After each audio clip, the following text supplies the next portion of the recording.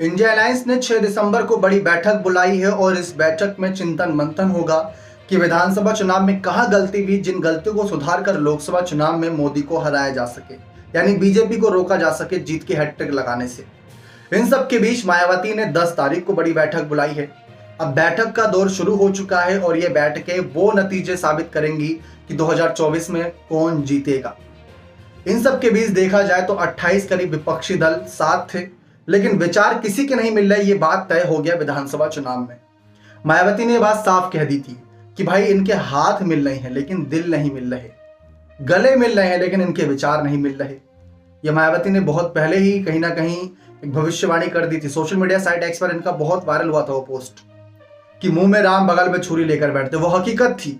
अगर आप मध्य प्रदेश की ओर गौर करें तो अखिलेश ने क्या मांगा था, कहा था कि भाई कुछ सीटें जो आधा दर्जन सीटें हो वो हमें दे दीजिए, जहां पर कांग्रेस ना जीत रही हो वहां पर हम चुनाव लड़ेंगे और आप हमें थोड़ा समर्थन दे दीजिएगा और देखते हैं नतीजा क्या रहेगा। लेकिन क्या हुआ, कमलनाथ ने क्या छोड़िए भाई अखिलेश वखिलेश को। तो ये था कि हाँ, मुंह में राम बगल में छुरी लिए सच में बैठने वाला काम।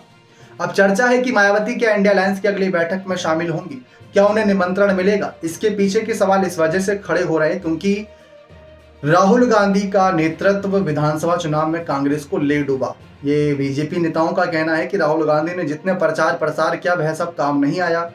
नीतीश कुमार ने मध्य प्रदेश में अपने प्रत्याशी को उतारा था, उनकी जमानत जब्त हो गई। अखिलेश यादव ने अपने प्रत्याशियों को उतारा, उनका भी बुरा हाल हुआ, आधा % भी उनको वोट परसेंटेज नहीं मिल पाया। लेकिन मायावती के तो हालात उतने बुरे नहीं थे। मायावती को 1-2%, 3% वोट अच्छा खासा मिला। सीटें नहीं मिली इस बार मध्य प्रदेश से, लेकिन राजस्थान में 2 सीटें जीती। तो वहां पर देखा जा रहा है कि भाई मायावती का एक जो वोट परसेंटेज चाहे 2, 3 या 5% भी वो बना हुआ है और ये बात बखूबी हर कोई जानता है। और ऐसे में लोकसभा चुनाव जब नजदीक आए तो बसपा एक राष्ट्रीय पार्टी और राष्ट्रीय पार्टी के तौर पर मायावती का चेहरा हमेशा से ही पीएम पद के लिए चर्चाओं में रहा।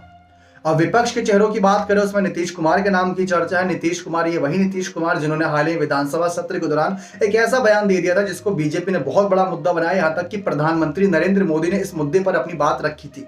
उसके बाद राहुल गांधी का नेतृत्व आप सभी ने देख लिया, विधानसभा चुनाव में मुंह की खानी पड़ी। फिर अरविंद केजरीवाल की बात कर ले, वह तो अपने में ही फंसे क्योंकि उनके नेताओं को एक के बाद एक जेल भेजा जा रहा है। अखिलेश यादव की बात कर ले, उनकी पार्टी ने उम्मीद लगाई है कि अगर 40 सीट जीत जाते हैं तो हम पीएम पद की दावेदारी के लिए आगे आएंगे। लेकिन अखिलेश के 40 सीट जीतने से आप 272 बहुमत का आंकड़ा हासिल नहीं कर लोगे। तो मायावती एक चेहरा है जिनको आगे करने के लिए विपक्ष विचार विमर्श करे तो शायद बेहतर ऑप्शन रहे।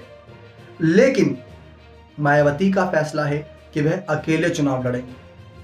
अब इस फैसले को कैसे मोड़ा जाए, क्या इस पर विपक्ष चाहेगा चिंतन मंथन करना?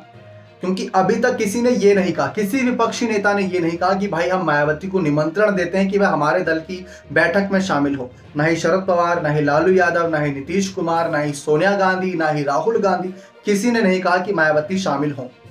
जयंत चौधरी ने कहा था कि संपर्क साधेंगे, कोशिश करेंगे, लेकिन किसी और नेता ने नहीं कहा।